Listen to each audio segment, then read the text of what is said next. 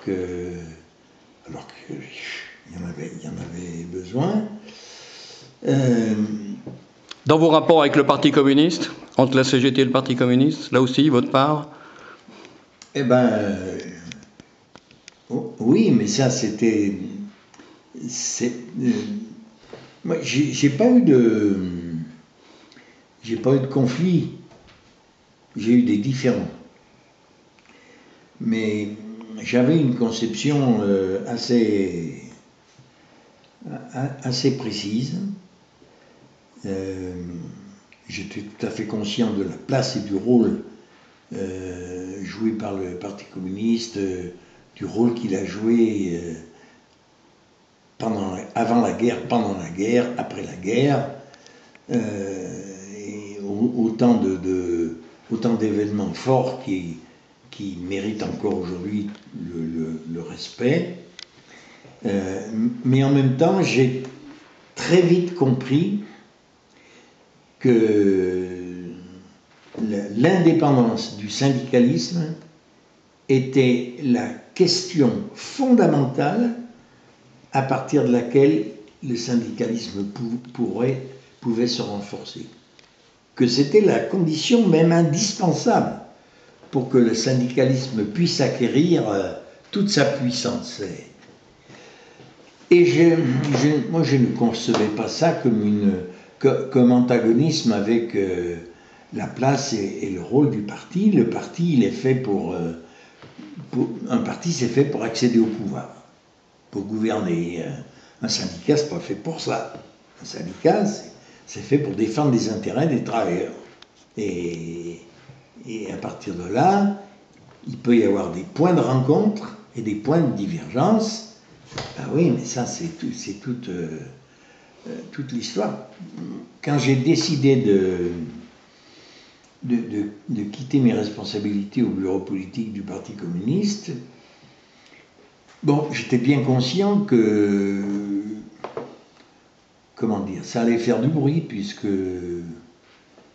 ça s'était pas fait, quoi. J'allais être le premier.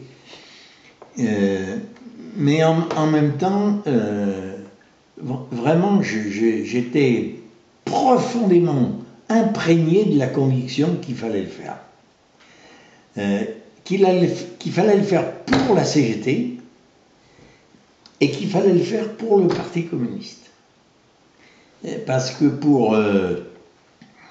je pense que pour accomplir sa mission révolutionnaire, un parti a besoin de s'appuyer sur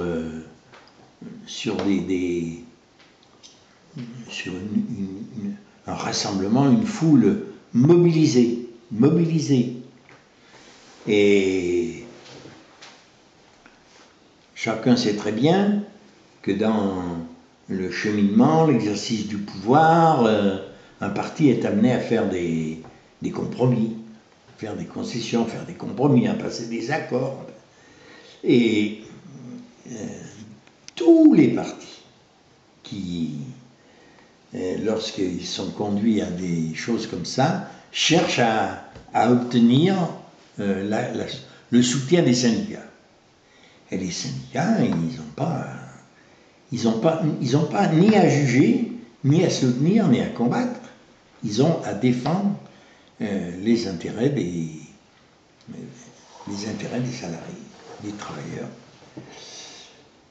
Et c'est ce qui...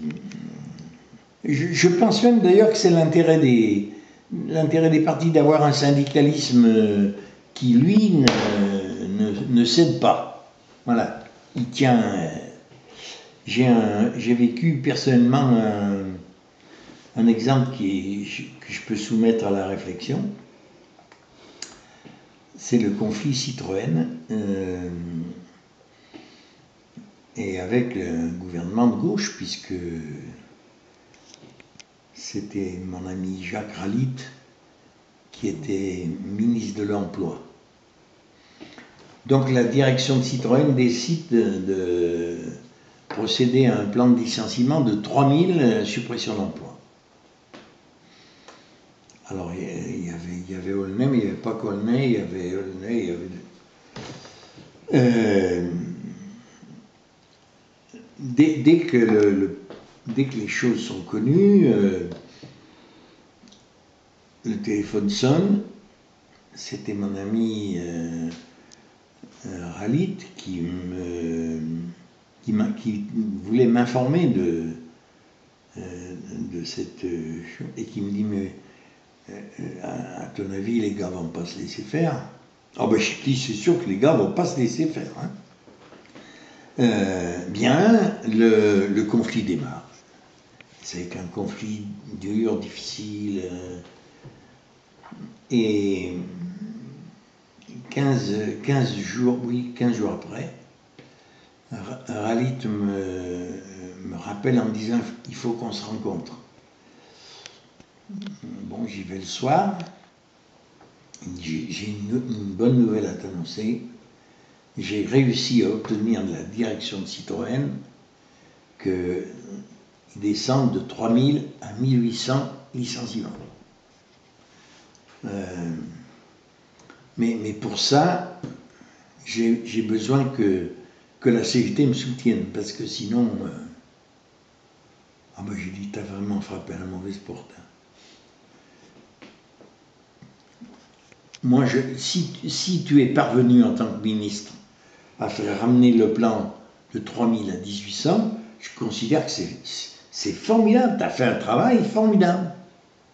Mais moi, je suis syndicaliste. Je ne peux pas accepter un licenciement. Un. Alors, moi, voilà, et des exemples comme ça, moi j'en ai vécu d'autres qui n'ont fait que me conforter dans mes convictions profondes.